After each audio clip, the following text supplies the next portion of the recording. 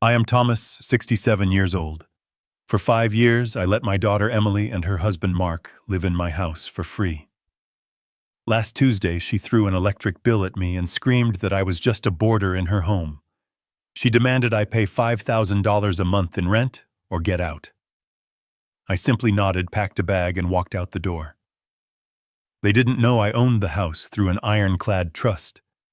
I immediately called my lawyer and sold it for $940,000 in cash. When the new owners started the eviction process, Emily called me hysterical, but my reply was not what she expected. Before I continue, let me know in the comments where you are listening from. And please like and subscribe if you believe families should respect their elders. The electric bill slapped the granite countertop with a sharp crack that echoed in the kitchen. It was the only sound in the room, a sound like a starting pistol for a race I didn't know I was in. Mark, my son-in-law, slid it toward me with a greasy finger. $450, Thomas, he said. His voice was lazy, a perpetual drawl that always managed to sound both bored and accusatory at the same time. What exactly are you trying to do? Heat the entire city of Austin? I looked at the piece of paper. $450.37. It was addressed to me, Thomas, the man whose name was on the deed to the very ground Mark was standing on. I'm the one who pays this bill, Mark, I said, keeping my voice even. I've told you that.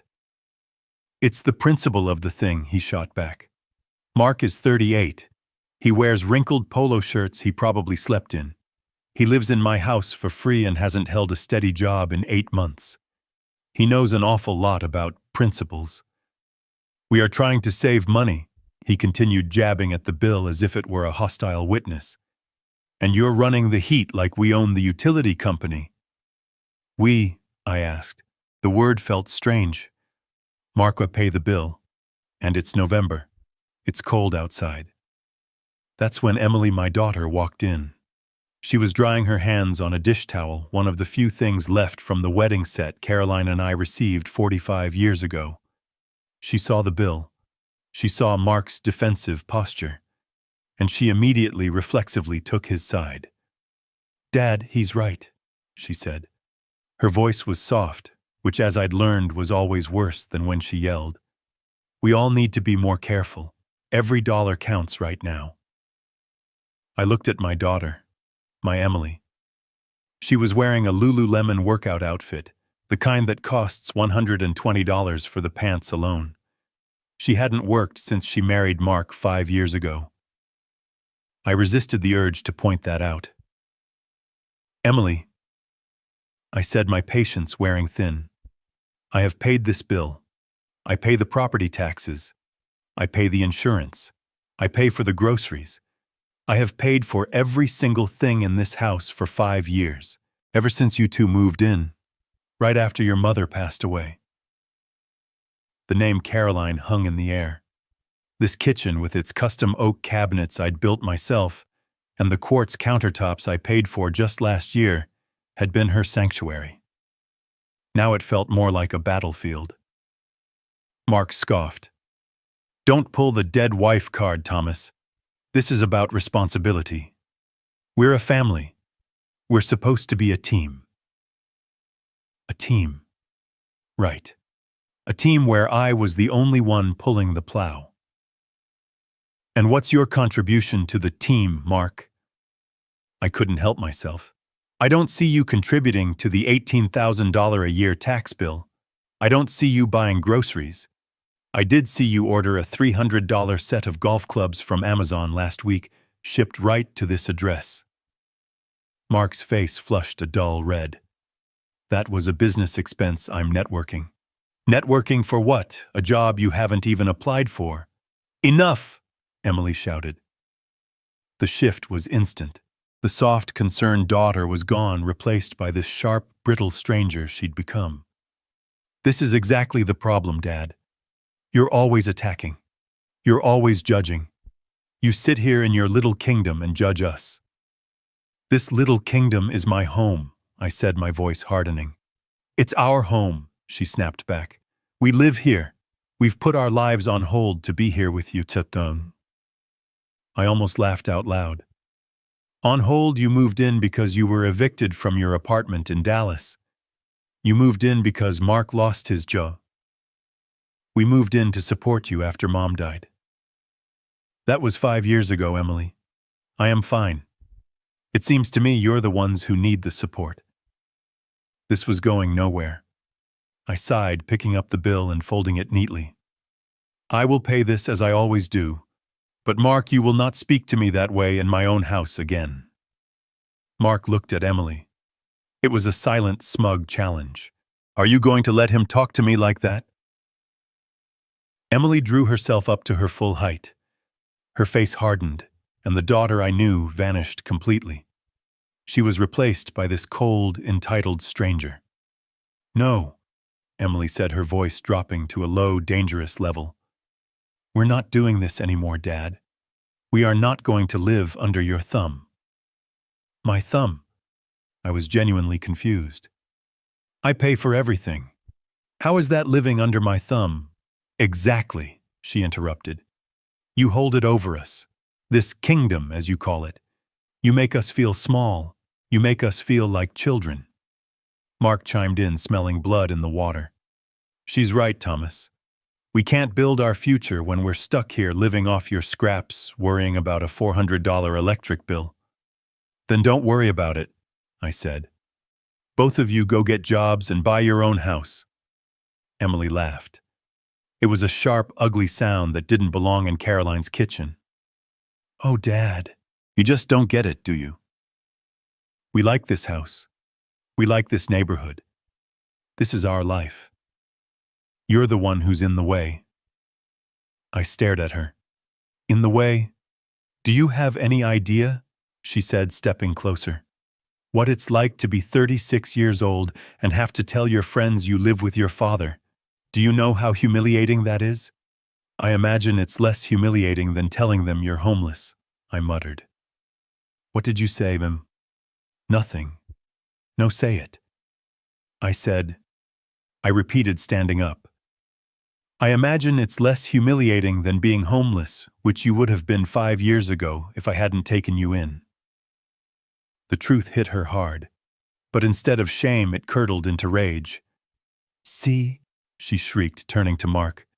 This is what I'm talking about. He holds it over us. He treats us like dirt. She spun back to me, her eyes narrowed. You know what, Dad? Mark and I had a long talk last night. We've been caretakers for 5 years. Caretakers, I almost shouted. I'm 67, not 97. I don't need a caretaker. I fixed your garbage disposal last week. I drove you to the dentist because Mark was too busy playing video games. It's emotional labor, Dad, she yelled. The stress of worrying about you, the burden of knowing you're just in the next room listening, judging. We are wasting the best years of our lives, the years we should be building our family, stuck here babysitting a bitter old man. A bitter old man, I repeated. The words felt like gravel in my mouth. Yes, and it's over, she said, crossing her arms. We've made a decision.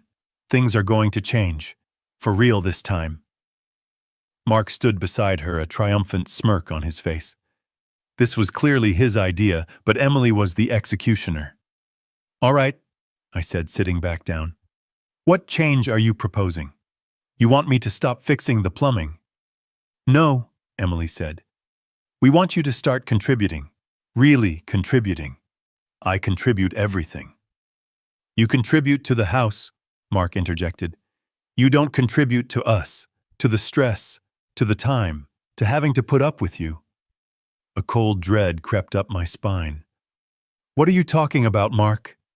Emily delivered the final blow.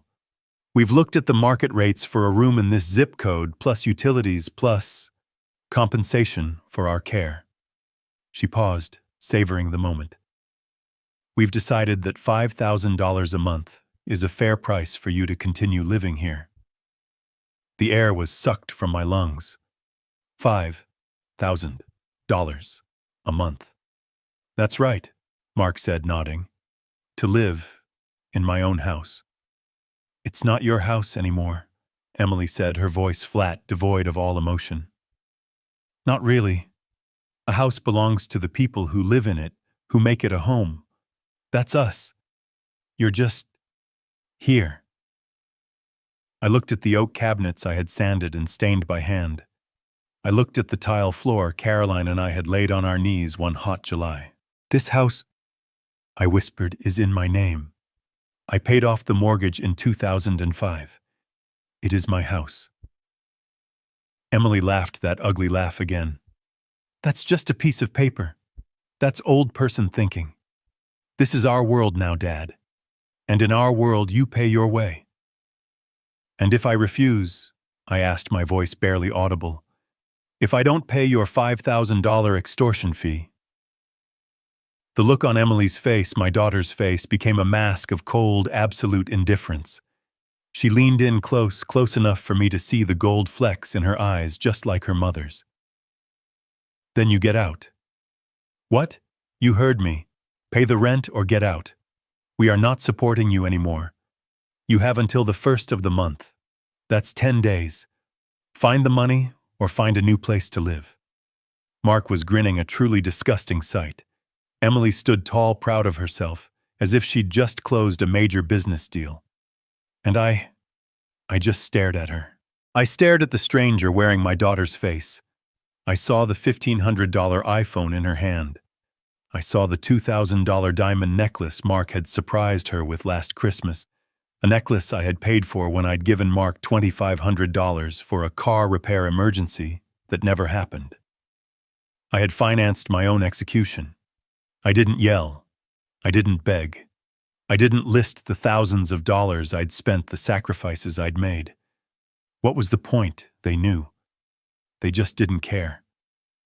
My heart, which I thought had broken when Caroline died, just found a new way to shatter. I stood up from the kitchen table. I looked at the half-eaten dinner I had cooked for them. I understand, I said. My voice was perfectly flat. Emily's triumphant smile faltered. She had expected a fight. She had expected tears, begging arguments. She had prepared for a storm. She was not prepared for calm. You understand, she stammered. Yes, I said. I understand completely. Pay or get out. You've made your position clear. I turned and walked out of the kitchen. I went to my bedroom, the master bedroom Caroline and I had shared, the one room they hadn't dared to claim. Yet. I closed the door. I heard the lock click into place. I sat on the edge of the bed in the silence. I could hear their voices in the kitchen, lowered to whispers now. Well, that was easy, I heard Mark murmur. Emily let out a nervous giggle. See, I told you. He's just a lonely old man. He has nowhere else to go. He'll pay. I looked at the photograph of Carolyn on my nightstand. Well, sweetheart, I whispered to her. You were right. You always said Emily married a leech. You just never knew she was one too. I picked up my phone. It was time to call Henderson. He'll pay, Emily had said. Oh yes, they were all about to pay. I sat on the edge of the bed. The click of the lock still echoed in the room. Pay or get out. And the words repeated in my head, a stupid, vicious little rhythm. Pay or get out. My daughter, my Emily, had just threatened to make her 67-year-old father homeless. The father who had paid for her college, her wedding, and the roof over her head for the last 5 years. I could hear them on the other side of the door. The whispers. The relief. I distinctly heard Mark say, well, that was easier than I thought. Emily's nervous giggle. See, I told you. He's just a lonely old man. He has nowhere else to go. He'll pay. A lonely old man. Maybe I was. I reached for the silver frame on my nightstand. Caroline. She smiled back at me, frozen in time from our trip to the Grand Canyon in 1998. Her eyes were bright, full of life, full of the mischief I adored. Oh, Caroline, I whispered to the glass. You wouldn't believe this. You wouldn't believe what she's become. Caroline had been the smart one, the planner, I was the builder, the one who worked with his hands. She was the strategist, the one who saw 3 moves ahead in any game. She's got Mark's ambition, Caroline used to say about Emily. I just pray she doesn't get his morals. It seemed her prayers hadn't been answered. This was our room, our room. I had carried Caroline over this threshold in 1985. Emily was born when we lived in that first tiny apartment, but she grew up in this house. This was the room I had sat in holding Caroline's hand as she took her last breath 5 years and 3 months ago. And now that same daughter was demanding $5,000 for the privilege of sleeping in this bed. He has nowhere else to go, Emily had said. That's where she was wrong. That's where they were both so catastrophically, beautifully wrong. They saw me as old. They saw me as weak. They saw me as simple. What they didn't see was Caroline's foresight. I stood up and walked to the closet. Behind my old work boots and a box of Caroline's shoes I still couldn't bear to throw away, there was a small black safe set into the wall. I spun the dial. 10. 22. 75. Our anniversary. The tumblers clicked. Inside, beneath my old service medals and Caroline's pearls, was a thick, leather-bound folder. I pulled it out and sat on the bed. The Caroline Vance Thomas Irrevocable Trust. Caroline was a legal secretary for 30 years before she retired. She saw things. She saw families tear each other apart over wills. She saw greedy children try to declare their parents incompetent.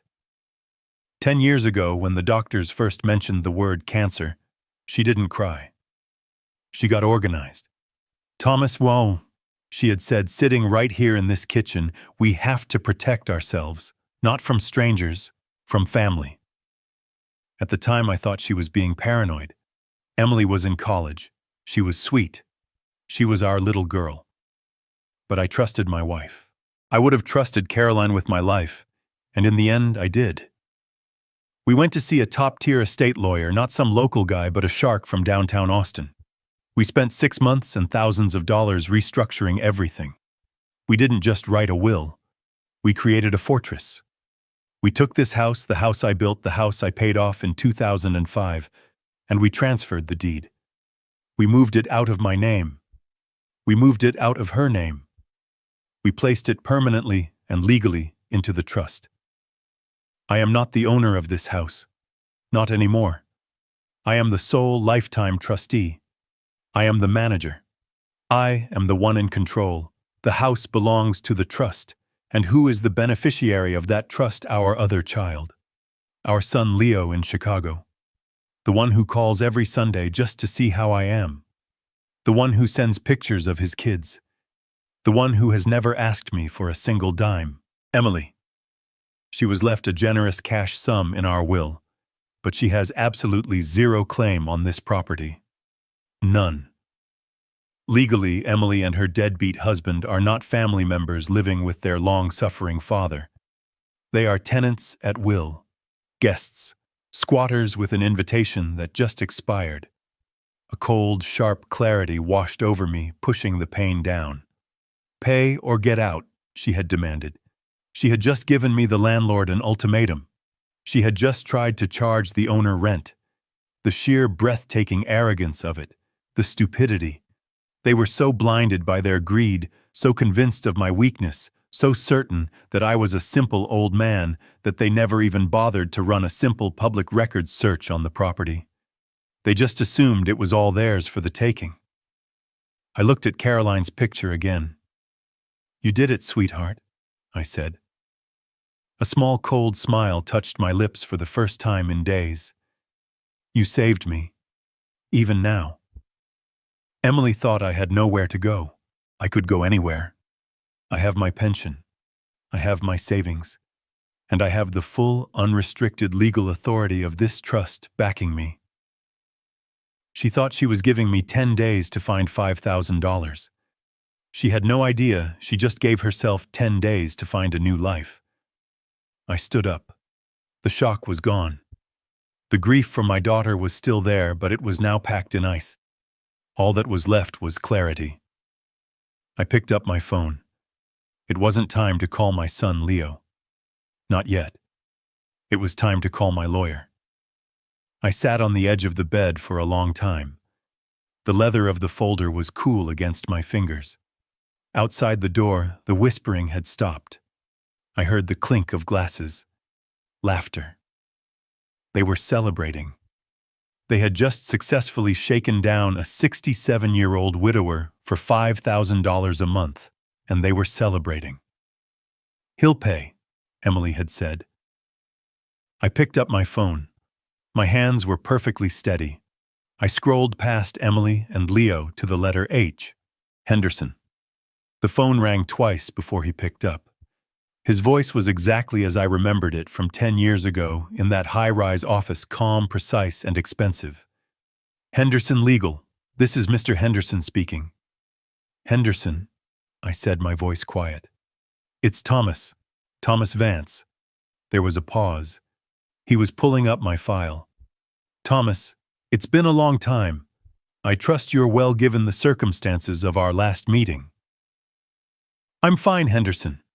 But I'm calling about the trust, Caroline's trust." "Of course," he said.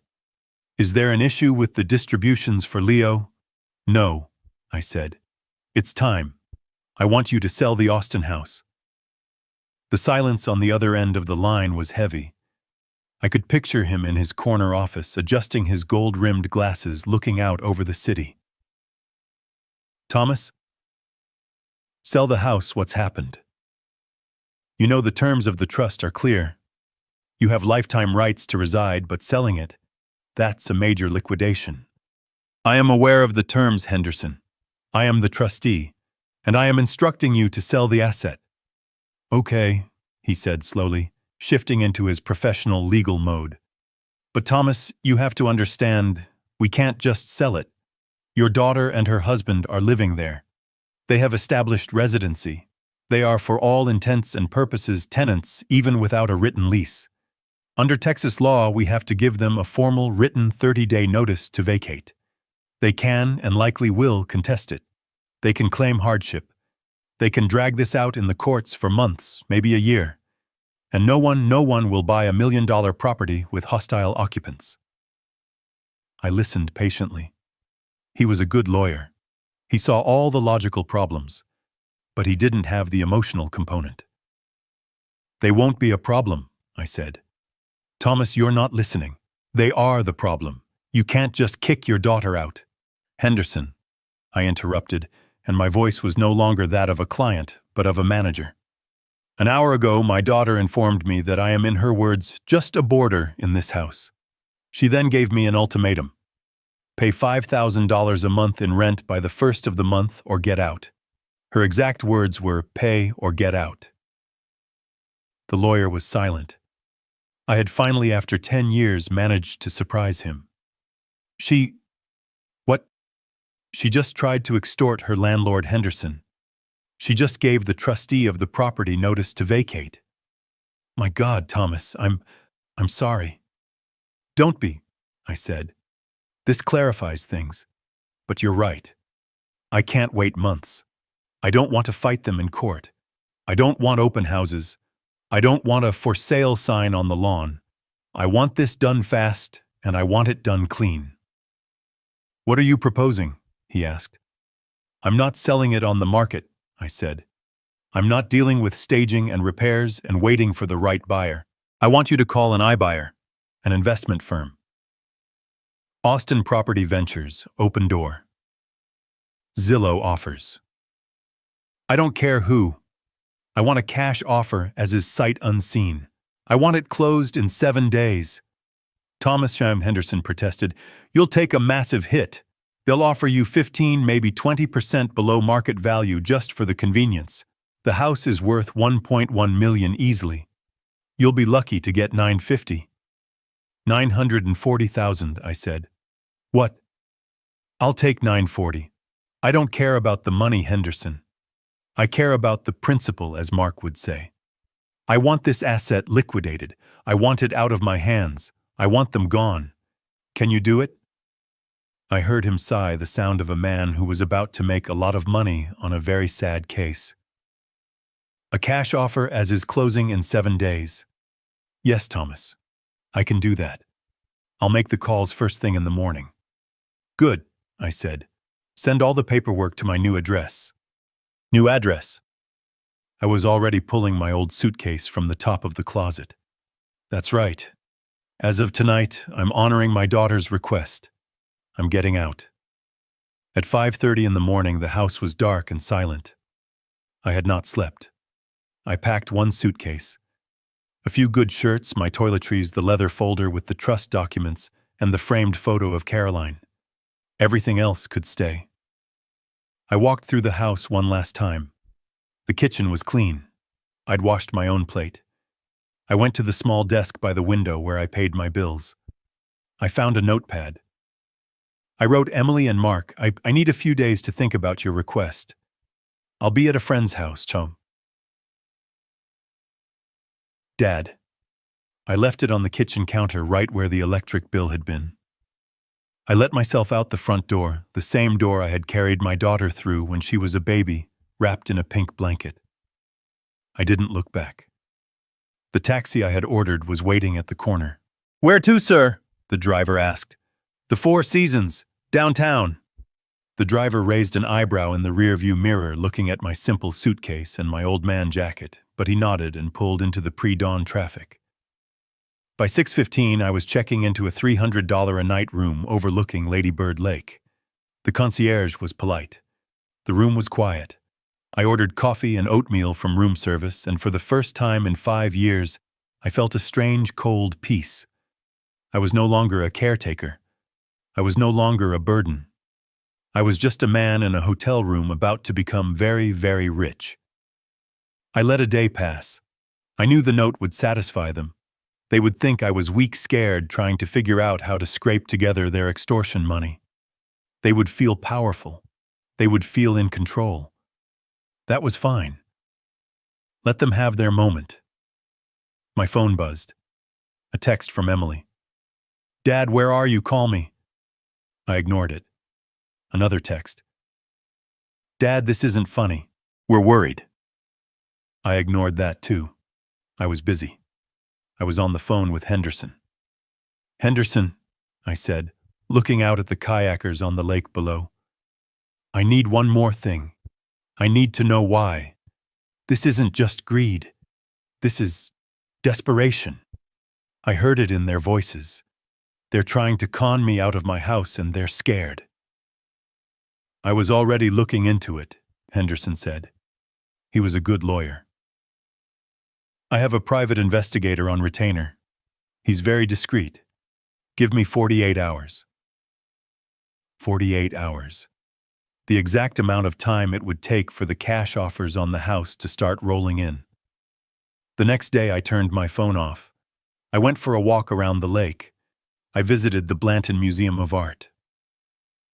I ate a 12-ounce steak at a restaurant Caroline and I used to love for our anniversaries. I was a ghost in my own city, invisible. I was just what Emily and Mark thought. I was an old man with nowhere to go. But I was an old man with a plan. On Thursday afternoon, Henderson called the hotel room's landline. I picked up. Thomas, I have the report from the investigator. And it's bad. It's worse than you thought. I sat down. Tell me. His voice was grim. Mark wasn't laid off from his tech job 8 months ago. He was fired. For cause. What cause? The investigator is calling it financial irregularities. My source says it's embezzlement. $50,000. The company hasn't filed criminal charges yet. They gave him a deadline to pay it back. That deadline, Thomas, is the end of this month. 50,000. The exact amount of Mark's networking golf clubs and Emily's new diamond necklace multiplied by 10. So they're broke, I said. Worse than broke. They're drowning. The investigator ran their credit. They are $210,000 in debt. Maxed out credit cards. 2 luxury car loans on cars they can't possibly afford. They've missed 3 payments on Emily's BMW. They're living on fumes and borrowed time. It all snapped into focus. The desperation, the aggression, the ultimatum. They weren't just trying to get rent from me, I said, the realization hitting me like a physical blow. No, Henderson said. The $5,000 rent was just the stick. They had a carrot. What carrot? Emily called my office yesterday pretending to be a concerned daughter. She was asking hypothetical questions. She wanted to know what kind of documents a father would need to sign to let his daughter help him manage his assets. She was asking about adding her name to the deed. I closed my eyes. They were trying to get me to sign papers, I whispered. They were going to get you to sign a quitclaim deed or a power of attorney.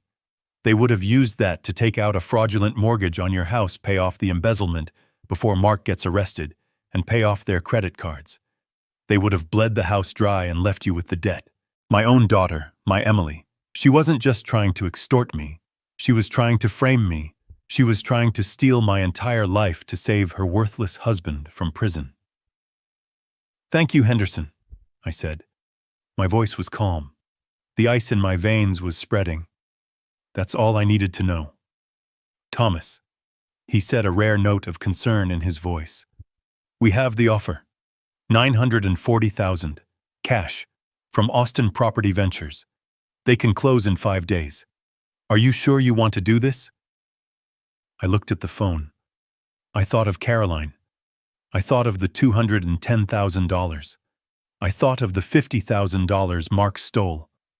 Do it, Henderson, I said. Sell it. Sell it all. I sat on the edge of the bed for a long time. My house was silent again. The triumphant whispers from the kitchen had faded. I heard the scrape of chairs, the sound of the television turning on in the living room. They were settling in for the night, comfortable and victorious, having just put their lonely old man in his place.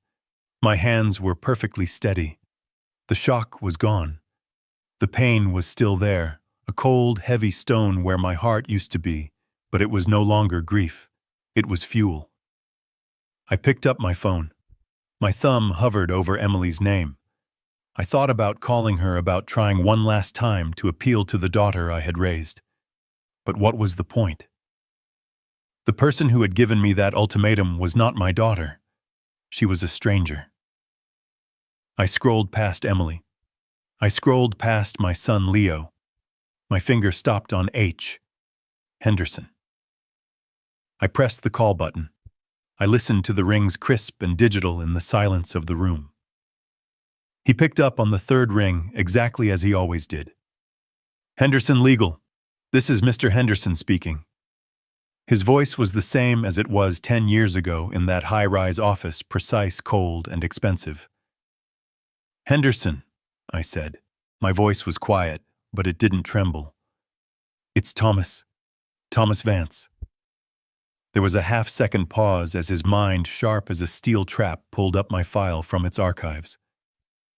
Thomas, it has been a long time. I trust you are well given the circumstances of our last meeting. The circumstances were Caroline's funeral and the final execution of her will. I'm as well as can be, Henderson. I'm calling about the trust, Caroline's trust. Of course, he said, all business. Is there an issue with the distributions for Leo? I understood everything was proceeding smoothly. Leo is fine, I said. This is about the primary asset. It's time. I want you to sell the Austin house. The silence on the other end of the line was profound. I had finally, after a decade of predictable stability, managed to surprise him. I could picture him in his dark wood-paneled office, leaning back in his leather chair, adjusting his gold-rimmed glasses as he looked out over the Austin skyline. Thomas, sell the house, he finally said. His voice had lost its bored professional cadence. What has happened? You know the terms of the trust are clear. You have lifetime rights to reside. You are the sole trustee. But selling it, that's a major liquidation. It's the primary asset in the portfolio. I am aware of the terms, Henderson. I read them every year. I am the trustee.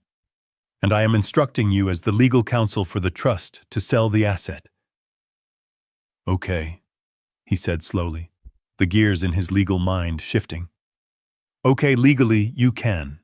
You have the authority. But practically, Thomas, you must understand we cannot just sell it. Your daughter and her husband are living there. They have established residency." "They are tenants at will," I corrected him, using the exact phrase he and Caroline had taught me. "They pay no rent. They have no lease." "Exactly." Henderson's voice sharpened, "which makes it more complicated, not less. Under Texas law, we must give them a formal, written 30-day notice to vacate. They can, and based on everything I know about contentious family disputes, they will contest it. They can claim hardship. They can claim you're not mentally competent to make this decision. They can drag this out in the eviction courts for months, Thomas. Maybe a year or more." He took a breath, letting the bad news sink in. "And no one will buy $1 million property with hostile occupants currently living in it. We would have to get them out first. It's a long, ugly public process. It could take forever." I listened patiently to his entirely correct and logical assessment. He was a good lawyer. He saw all the problems, but he didn't have the solution. I did. "They won't be a problem," I said. "Thomas, you're not listening to me. They are the problem. You can't just kick your daughter out onto the street. The optics are terrible and the legal fight will be—" "Henderson," I interrupted. My voice was different now. It was not the voice of a grieving client. It was the voice of the man who ran a 50-person construction crew for 40 years. The voice of a boss. "An hour ago, my daughter informed me that I am, in her words, just a boarder in this house. She then gave me an ultimatum. Pay $5,000 a month in rent by the first of the month or get out." Her exact words, Henderson, were pay or get out. The silence that followed was absolute. "She—" "What?" he finally whispered. "She just tried to extort her landlord, Henderson. She just gave the trustee of the property notice to vacate." I heard him exhale a long, slow whistle. "My God, Thomas. I'm sorry." "Don't be," I said, and I was surprised to find I meant it. "This clarifies things. It makes the decision clean. But you're right about one thing. I cannot wait months. I don't want to fight them in court. I don't want open houses. I don't want a for sale sign on the lawn that they will deface. I want this done fast, and I want it done silently." "What are you proposing?" he asked. "A private sale?" "No," I said. "I'm not selling it on the market. I am not dealing with staging or repairs or waiting for the right buyer to get their financing in order. I want you to call an iBuyer, an investment firm, Austin Property Ventures. Open Door Zillow offers. I don't care who. I want a cash offer as is sight unseen. I want it closed in 7 days." Henderson actually sputtered. "Thomas, that's insane. You'll take a massive hit. They'll offer you 15, maybe 20% below market value just for the convenience. The house is worth $1.1 million easily. You'll be lucky to get $950. You're throwing away over $150,000. $940,000, I said. "What? I will take $940. I will not take a penny less, but I will take that. I don't care about the money, Henderson. I care about the principle, as my son-in-law is so fond of saying. I want this asset liquidated. I want it out of my hands. I want them out of my house. Can you do it?" There was another long pause. I heard the faint click of his mouse. He was already looking up the firms. "A cash offer as is closing in 7 days contingent on vacant possession, which the new owners will handle," he mused, thinking aloud. "It's clean, it's brutal, and it's fast. Yes, Thomas, I can do that. I'll make the calls first thing in the morning. I can probably have 3 offers for you by noon." "Good," I said. I stood up the suitcase in my hand. "Send all the paperwork to my new address." "New address. That's right," I said, I walked to my bedroom door and listened. The TV was loud, a stupid sitcom. They were laughing. As of tonight, I'm honoring my daughter's request. I'm getting out.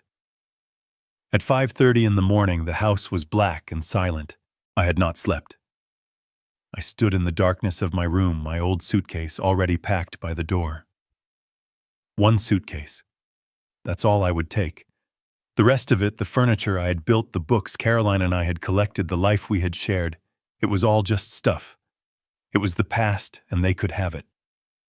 I opened my door, wincing at the faint click of the latch. I stood in the hallway listening. From their bedroom down the hall, I heard the faint rhythmic sound of Mark's snoring. They were asleep, dreaming perhaps of the $5,000 they would soon be collecting, dreaming of how they would spend it.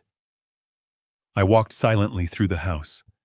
I went into the kitchen where Caroline and I had taught Emily to bake her first batch of cookies. The kitchen where just 12 hours ago that same Emily had threatened to throw me out onto the street. I found a notepad by the phone, the one we used to use for grocery lists. My hand was steady as I wrote the note. Emily and Mark, I wrote. I need a few days to think about your request. I'll be at a friend's house. Dad. A friend's house. The lie was simple, believable. They would think I was weak, scared, perhaps staying on some old army buddy's couch trying to figure out how to scrape together their extortion money. They would feel powerful. They would feel in control. That was fine. Let them have their moment. I placed the note squarely in the center of the kitchen counter, right where the electric bill had been. I let myself out the front door, the same door I had carried my daughter through when she was a baby, wrapped in a pink blanket. I didn't lock it with the deadbolt. Why bother? It wasn't my house anymore. I pulled the door shut, and the final quiet click was the sound of a 45-year chapter of my life ending. The taxi I had ordered was waiting at the corner just as I'd requested. The driver didn't say a word as I put my single bag in the trunk and got into the back seat. "Where to, sir?" he asked, his voice tired in the pre-dawn darkness. "The Four Seasons, downtown." I saw his eyes flick up to the rearview mirror. He was looking at my old man jacket, my simple suitcase, my worn face. He was contrasting it with the destination. I said nothing. He just nodded and pulled away from the curb. I didn't look back. At 6:15, the lobby of the Four Seasons was quiet, smelling of expensive lilies and old money. The concierge, a young woman in a sharp suit, smiled politely. "Checking in, sir." I walked up to the marble desk. "Yes, the name is Thomas Vance. I have a reservation." She typed. "Ah, yes, Mr. Vance, welcome. The Executive King Suite on the 10th floor. We have you down for 1 week with the option to extend." "That's correct," I said. I pulled out my wallet. Not the one Emily and Mark always saw, the old cracked leather one I used for groceries. This was a different one. I handed her a simple, heavy black credit card. She took it, and I saw her professionalism flicker for just a second. She recognized it. Her smile became warmer, more genuine. "Of course, Mr. Vance. We will have a bellman take your bag." "No, thank you," I said. "I can manage it." The room was perfect, quiet, impersonal.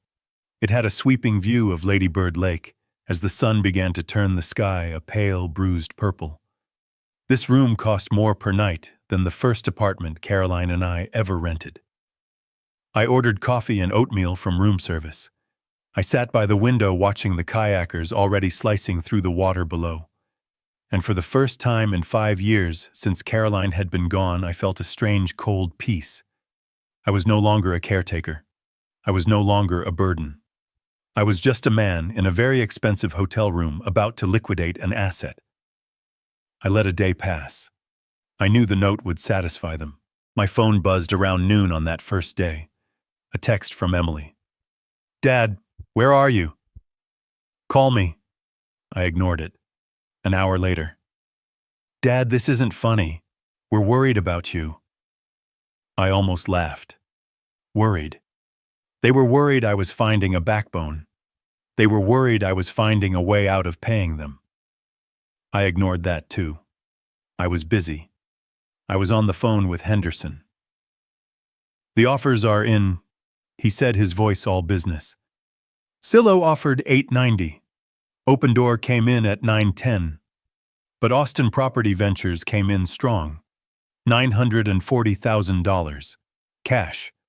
They can close in 5 days. Take it, I said. Done, he replied. I'll have the digital paperwork sent to your hotel email immediately. But Thomas, there's something else. You asked me to find out why. You said it was desperation. You were right. I held the phone tighter. Tell me. I put my private investigator on it. He's very discreet, very fast. He pulled their credit reports, or what's left of them. Thomas, they are $210,000 in debt. I closed my eyes. 200 maxed out credit cards, 2 luxury car loans on vehicles they couldn't possibly afford. Emily's BMW, Mark's leased truck. They've missed 3 payments on her car. It's about to be repossessed. They're living on fumes and borrowed time. They've been taking out high-interest payday loans to cover the minimum payments on their credit cards. It's a house of cards that's about to collapse. It all snapped into focus. The desperation, the aggression, the ultimatum. They didn't just want $5,000. $5,000 was a drop in the bucket. They needed more than rent, I said, the realization hitting me like a physical blow. Exactly, Henderson said. The $5,000 rent was just the stick. They had a carrot. What carrot? My investigator found out that Emily called my office yesterday. She didn't talk to me, she talked to a junior associate. She was pretending to be a concerned daughter. She was asking hypothetical questions. My blood ran cold. What hypothetical questions?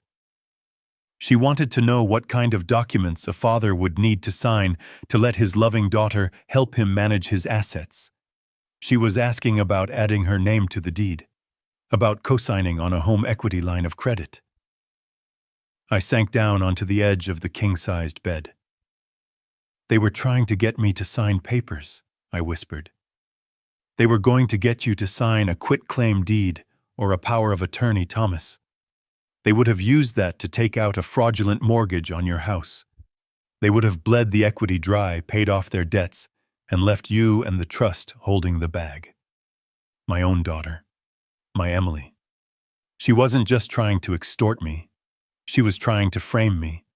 She was trying to steal my entire life's work, and then Henderson delivered the final killing blow. There's one more thing, he said. His voice was grim. Mark. He wasn't laid off from his tech job 8 months ago. He was fired. For cause. What cause? The investigator is calling it financial irregularities.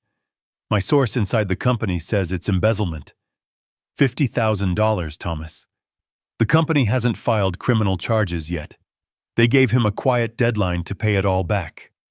That deadline, Thomas, is the end of this month. $50,000. The exact amount of Mark's networking golf clubs and Emily's new diamond necklace multiplied by 10. They weren't just trying to pay their credit cards. They were trying to keep Mark out of prison. My own daughter was willing to destroy her father to save her worthless criminal husband. Thank you, Henderson, I said. My voice was ice. The last bit of warmth, the last flickering ember of love I had for the woman Emily had become just went out. That's all I needed to know. Thomas, he said, a rare note of concern in his voice. We have the offer. $940,000. It's real. They're wiring the earnest money. Are you absolutely sure you want to pull this trigger? I looked out the window at the setting sun, painting the sky in brilliant shades of orange and blood red. I thought of Caroline. I thought of the $50,000 Mark stole. I thought of the $210,000 of debt. I thought of my daughter, my little girl, trying to con me into signing away my home. Do it, Henderson, I said. Send me the papers. I'll sign them tonight. Sell it. Sell it all. My phone had been silent for 36 hours. I had ignored the first few texts. Dad, where are you? Dad, this isn't funny. Dad, we're worried. I let them simmer. I let them sit in the house they thought they had just conquered, wondering where their new tenant, their new $5,000 a month income stream, had gone. I was in my suite at the Four Seasons eating a $9 croissant from room service, which was by my estimation about 900% better than the stale bread they kept in the kitchen. I was comfortable. I was patient. I knew they weren't really worried about me. They were worried about the money. The phone rang on Friday afternoon. I let it ring 3 times, just long enough. I picked up. Hello? Daddy? The voice. It wasn't the cold, hard-edged voice of the stranger in my kitchen. This was a different voice. This was the high, breathy little girl voice. The one she used when she was 12 and wanted a new bicycle. The one she used in college when she needed money for spring break. It was a performance, and it turned my stomach. Daddy, oh thank God. Where are you? We've been going out of our minds. Are you okay? Are you safe? I'm fine, Emily, I said. My voice was intentionally flat, tired. I'm at Bill's house. Bill Murdoch from the old crew. Bill had been dead for 3 years, but Emily wouldn't know that. She never paid attention. Oh, Dad, thank goodness, she breathed. The relief in her voice was palpable. Listen, I am so sorry about the other night. I don't know what got into me. Mark and I, we were just so stressed. We were horrible. We didn't mean any of it. I said nothing. I let the silence stretch. You didn't mean it, I thought. You didn't mean to threaten a 67-year-old man with homelessness. You didn't mean to call him a bitter old man. Got it. Dad, are you there? It was intense, Emily, I finally said. I know, and we want to make it right. Please come home. We don't want your money, Dad. Forget the $5,000. That was stupid. It was just Mark being stressed, you know how he gets. We just want you home. We miss you. The house is so empty without you. I looked around my magnificent empty hotel suite. It's empty because I'm not there to cook your dinner, Emily. It's empty because you're worried your ATM just got up and walked out of the bank. That's nice of you to say, Emily, I replied. I could hear her take a shaky breath, the next part of her script loading. And we were talking.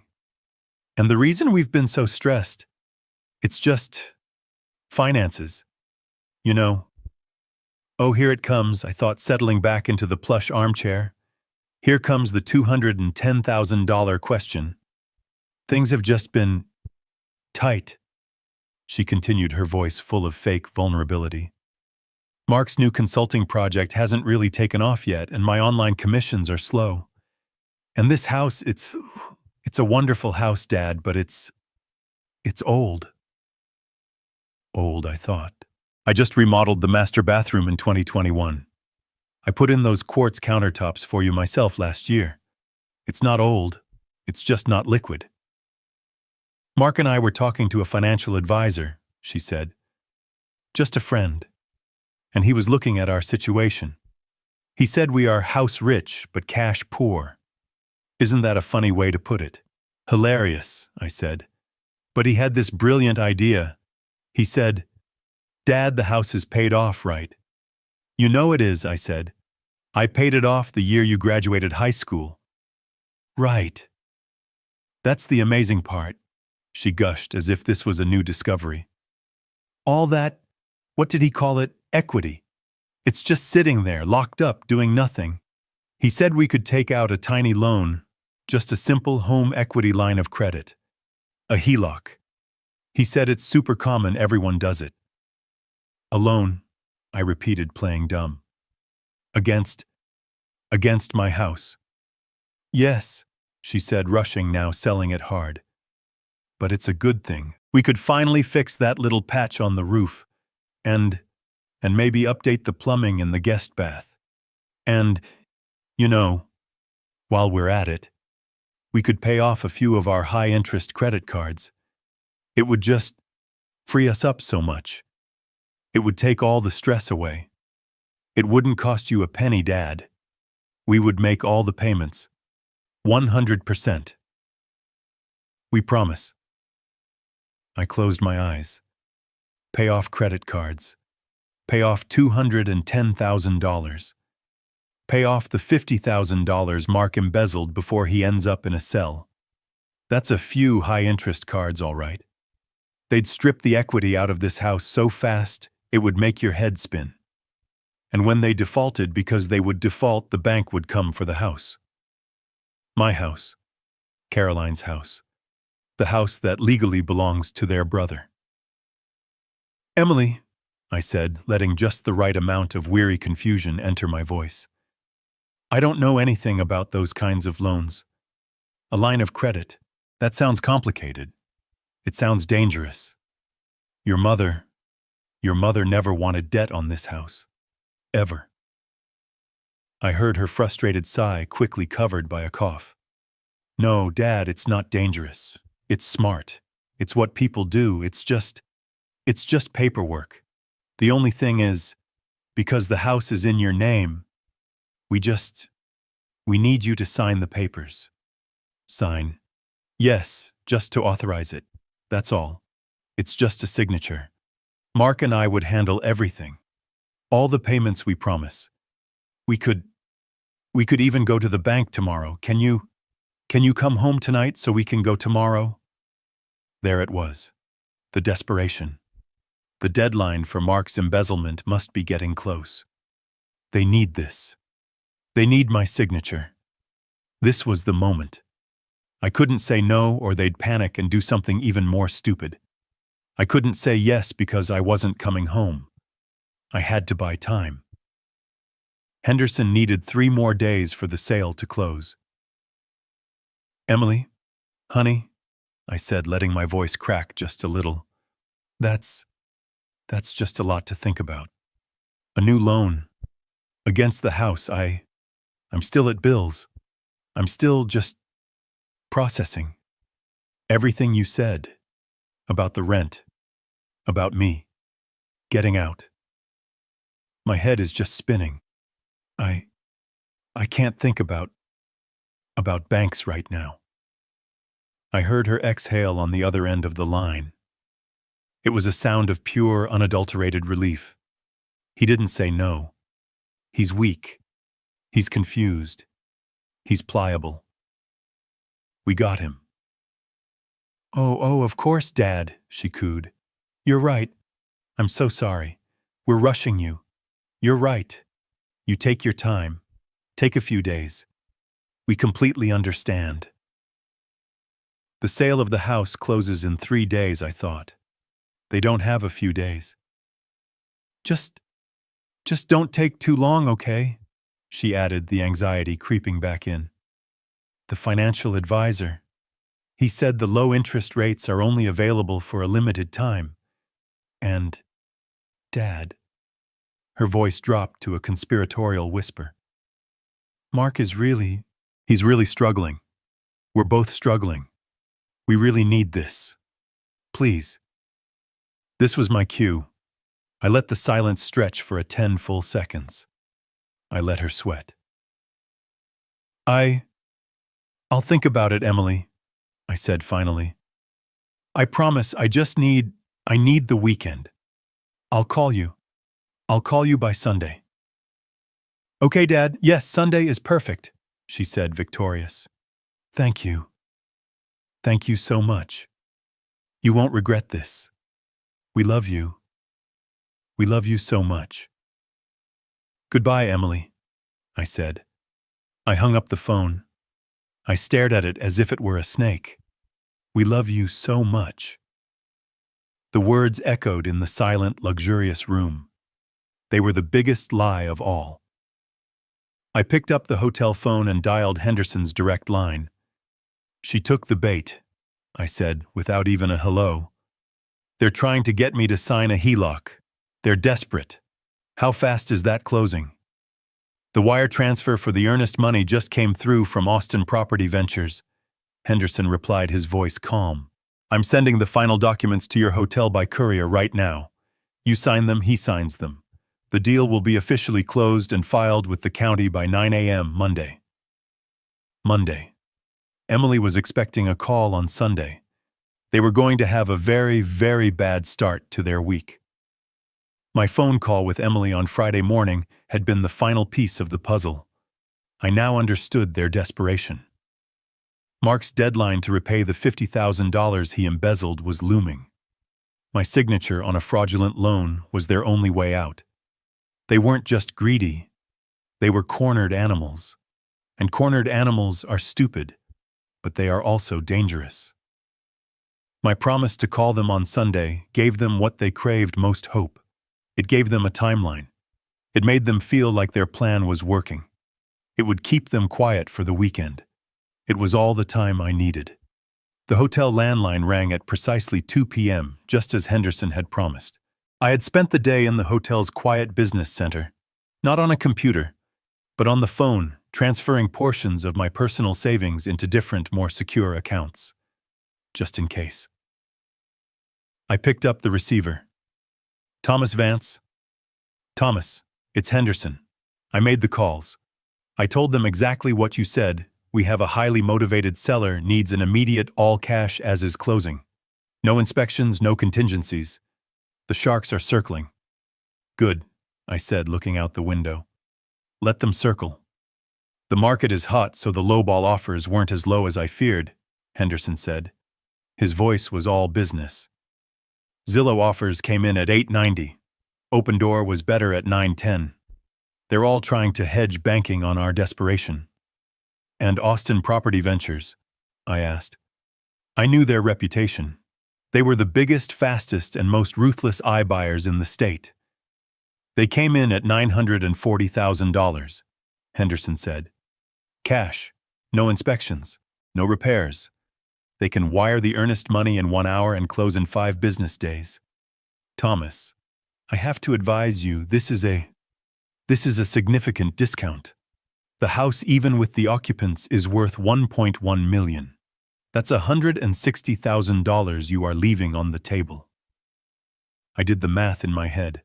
$160,000. It was a lot of money. But what was it really? It was the price of freedom. It was the price of justice. It was the price of not spending the next year of my life in court fighting an eviction battle against my own daughter. It was the cost of removing a cancer. $160,000, I said. "That's a bargain, Henderson." He sighed.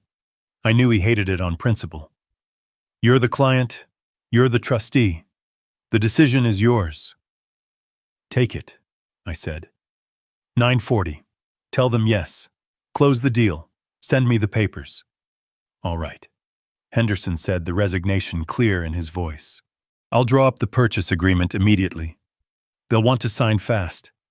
This isn't something we do over DocuSign, Thomas. This is a multi-signature trust liquidation. You'll need to come to the office. The buyers will send their representative." "When?" "They want to move before the weekend. How about this afternoon, 3 o'clock? "I'll be there," I said, and hung up. I walked to the closet in my suite. I pushed past the wrinkled shirt and khaki pants I had worn when I left the house. The costume of the simple old man. Behind them in a garment bag was my armor. Emily and Mark had only ever seen me as a widower in faded jeans, a man who fixed garbage disposals and mowed his own lawn. They had never bothered to ask what I did for 45 years before I retired. They never wondered why even in retirement I still had my suits professionally dry cleaned. They never wondered why I kept a pair of polished Allen Edmonds shoes in the back of my closet. They saw what they wanted to see: a burden, a wallet, an obstacle. I put on a crisp white shirt. I tied the knot on a simple dark blue silk tie. I put on the navy blue suit, the one I had tailored in '98, and which still fit perfectly. I slipped the heavy gold Omega watch onto my wrist. It had been Caroline's last gift to me. For the man who manages the world, the inscription read. I looked in the mirror. The sad, confused boarder from the kitchen was gone.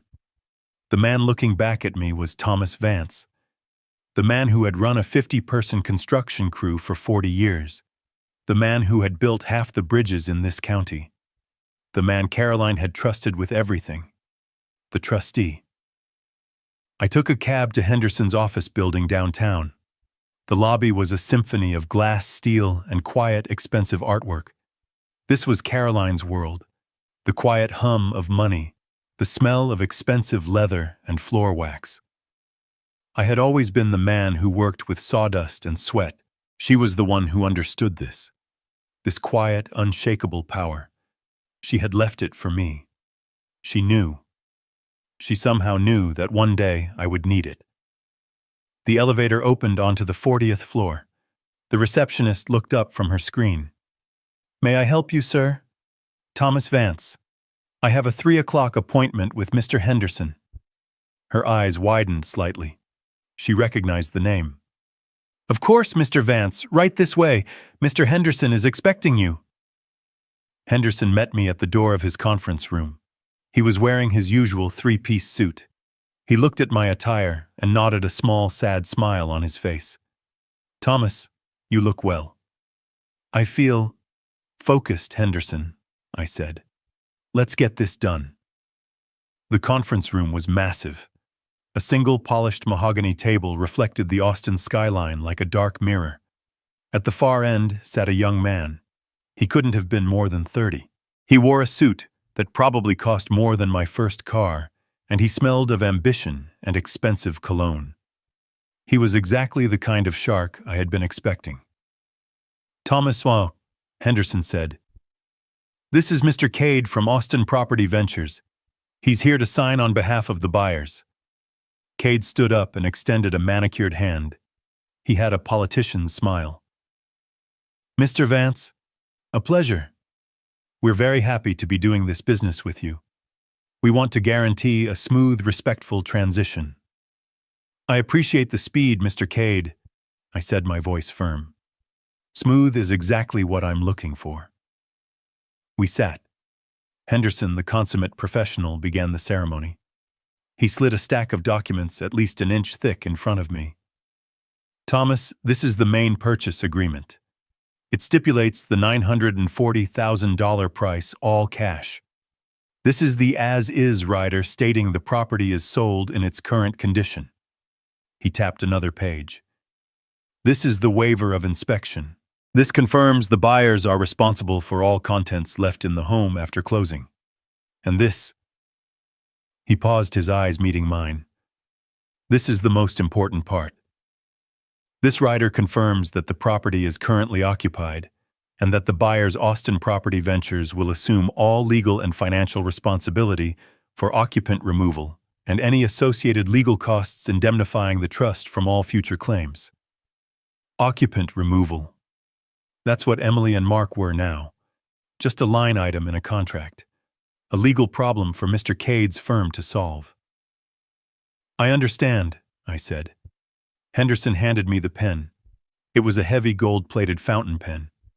Sign here, Thomas. And here. And here. I looked at the signature line. It didn't say Thomas Vance. It said, by Thomas Vance, sole trustee. I took the pen. The nib scratched quietly against the thick paper. The ink flowed black and permanent. I signed the name I had not used in 5 years, the name that held all the power. Thomas Vance, sole trustee of the Caroline Vance Thomas Irrevocable Trust. I signed away the kitchen where Emily had taken her first steps. I signed away the backyard where I had taught her to ride a bike. I signed away the bedroom where my wife of 45 years had died in my arms. I felt nothing. Nothing but the cold, clean satisfaction of a job well done, a problem being solved. I pushed the stack of papers across the polished table. Mr. Cade didn't even read them. He already knew what they said. He simply opened his own folder and began to sign his own name, a quick, sharp signature that looked like a spike. He stood up, his smile perfectly in place. He shook my hand again. "A pleasure, Mr. Vance. The funds will be wired to the trust account within 48 hours per the agreement. Our legal team will handle the rest." "Thank you, Mr. Cade," I said. He nodded at Henderson and was gone. The entire transaction had taken less than 15 minutes. 15 minutes to erase 40 years of my life. Henderson began gathering his copies, stacking them into neat piles. "It's finished, Thomas," he said. He looked at me, his eyes not unkind. "The house is no longer yours. It belongs to them. The wire transfer will complete the sale." "And the occupants?" I asked. "They are no longer your concern," Henderson said, closing a folder with a definitive thump. "They are Mr. Cade's concern. And I can assure you, Austin Property Ventures is not known for its sentimentality. They are not family. They will not listen to excuses about emotional labor or stress. They will be ruthlessly efficient." "Ruthlessly efficient," I repeated. "I like the sound of that." I stood up. I buttoned my suit jacket. "Thank you, Henderson. You've done exactly as I asked. Send the final confirmation to my hotel." "Thomas," he said, stopping me at the door, "what will you do now?"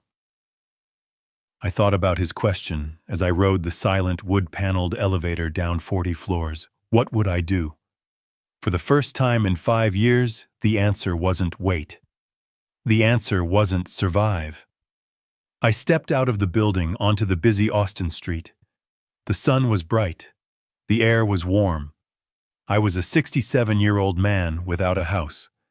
I was a man with $940,000 in liquid cash that my children knew nothing about.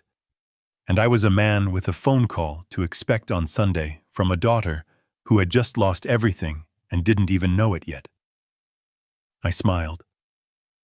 I spent that Friday in a state of strange, cold suspension. The ink on the closing documents I had signed at Henderson's office was dry. The decision was made. The wire transfer from Austin Property Ventures was in progress. I was back in my suite at the Four Seasons, a fortress of anonymity looking down at the city of Austin. I was a man who had just lit a very long fuse, and now I was simply waiting to hear it hiss. My cell phone, the one Emily knew, buzzed twice on the marble-topped desk. I didn't have to look. I knew it was her. The first text at 2 p.m. read, "Dad, are you okay? Just checking in. We love you." "We love you." The words were so cheap, so easy for her to type. They were a currency she spent thinking it would buy my signature, my house, my life's work. The second text, 3 hours later, was more urgent. "Dad, please call me. We really need to talk about the bank stuff for Sunday. Call me." I ignored it. Sunday. That was her deadline. The day she expected me to crawl back to the house defeated, confused, and ready to sign her fraudulent loan papers. She was looking forward to Sunday. She was probably already planning how they would spend the money, how they would celebrate keeping Mark out of prison. I was looking forward to Saturday. At exactly 5 p.m., as the Texas sun began to bleed across the horizon, the hotel landline rang. Not my cell phone. The hotel phone. That meant it was Henderson. I let it ring once, twice, a sharp, clean sound in the quiet room. I took a slow breath, smoothed the front of my shirt, and picked up the heavy receiver. "Thomas Vance." "Thomas, it's Henderson." His voice was different. It wasn't the voice of a lawyer advising a client full of cautions and what-ifs. It was the voice of a man reporting a completed task. "It's done," he said. I closed my eyes. Define done, Henderson. The wire transfer from Austin Property Ventures cleared the trust's bank account at 4:37 p.m. The title company filed the deed electronically with Travis County. As of this moment, you no longer own the house on Willow Creek Drive. It belongs to them. The deal is closed. It is final, and more importantly, it is irrevocable. Irrevocable. The same word Carolyn had insisted on for the trust all those years ago. It was poetic. Thank you, Henderson. You've done well. Wait. Thomas, there's more, he said. You wanted to know what happens next. You wanted to know about the occupant removal. I just got off the phone with Mr. Cade's legal team from Austin Property Ventures. And? I asked, walking to the window. And? Henderson said. I have to say I'm almost impressed by their efficiency. I used the word ruthless before. I was not exaggerating. He paused as if pulling up his notes.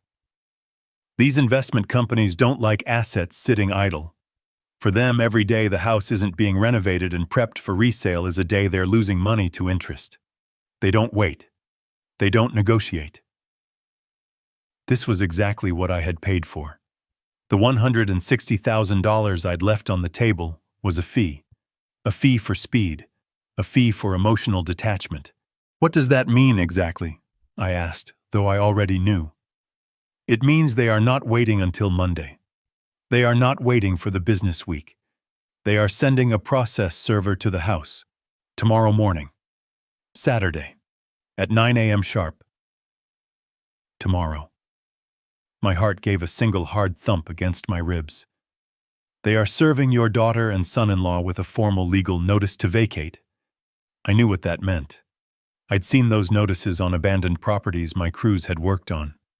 A bright glaring orange sticker slapped onto the front door. A public declaration of failure for the whole neighborhood to see. The very neighbors Emily was so desperate to impress. How long, cuss? I asked. How long does the notice give them? That's the beauty of the law, Thomas, Henderson said. The law you and Caroline set up. Emily and Mark are not on a lease.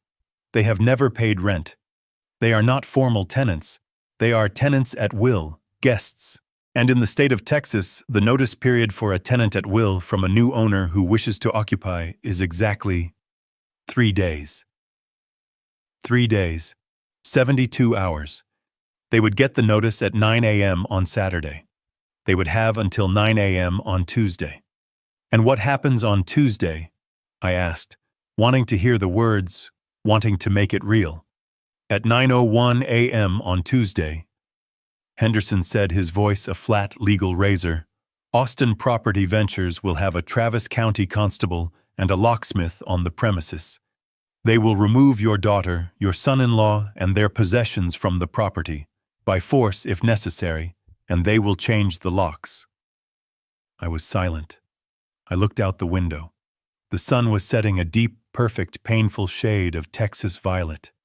The city lights were just beginning to glitter. Thomas, are you still there? I'm here, I said. 3 days. That's efficient. It's what you wanted, he said, not unkindly. The asset is liquidated. The funds are secure. The problem is being handled. Yes, I said. Yes, it is. I will send you the final closing statements by courier. The trust is now liquid. We should talk next week about reinvesting the capital. Perhaps some municipal bonds. Next week, Henderson, I said gently. Let's get through the weekend first. Of course, Thomas. Call me if you need anything. I will. And thank you. For everything. For honoring Caroline's wishes. I always do, he said, and hung up. I put the phone down. It was done. 9 a.m. tomorrow. In approximately 16 hours, Emily and Mark would be waking up. They'd be making their coffee. They'd be relaxed, secure in the knowledge that their lonely old man was off somewhere confused and weak, stewing in his juices, getting ready to cave on Sunday. They would be discussing the loan. They would be planning how to spend the $50,000 to keep Mark out of jail. They would be planning how to spend the other $200,000. They would be sitting in my kitchen at my table planning my financial ruin. And then the doorbell would ring. A man in a cheap suit would be standing on the porch I built. He would hand them an envelope, and their entire world would end. I walked over to the minibar in my suite. I found a small, expensive bottle of Macallan 18. I poured 2 fingers into a heavy glass. I raised it to the empty room, to the reflection of the man in the window. "To you, Caroline," I whispered. "You magnificent, brilliant woman. You always knew." I took a sip. The whiskey burned, but it was a good, clean fire. The clock on the wall started ticking. Saturday morning, 9 a.m. I was sitting in the plush armchair by the window of my suite at the Four Seasons. The room was silent, perfect. The city of Austin was quiet below me.